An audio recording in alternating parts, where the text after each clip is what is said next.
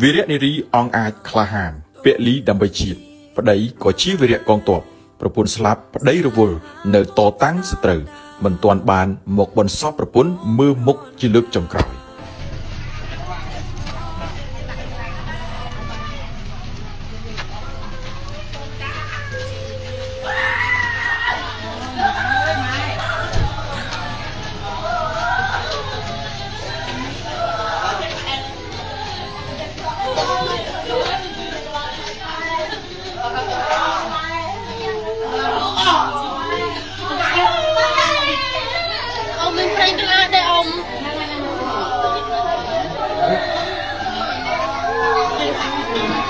ថ្ងៃនេះ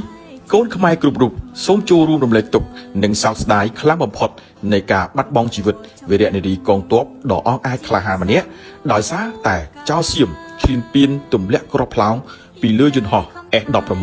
កាលពីវេលាម៉ោង 10 ព្រឹកថ្ងៃទី 10 ធ្នូ ឆ្នាំ 2025 បងស្រីប្រចាំការនៅទិសអូបីជាន់ឈរជើងនៅស្លក្រាស់អង្គភាពវរៈសេនាតូចរត់ក្រោះរត់ពីដែក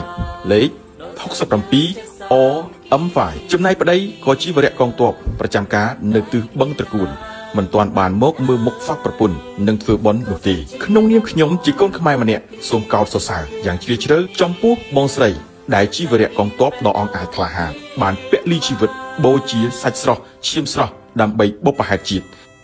បងស្រីជាមនុស្សស្រីក្លាហានខ្លាំងណាស់សូមបួងសួងដល់វិញ្ញាណក្ខន្ធបងស្រីវីរៈនារីក្លាហានឲ្យបានទៅកាន់សុគតិភព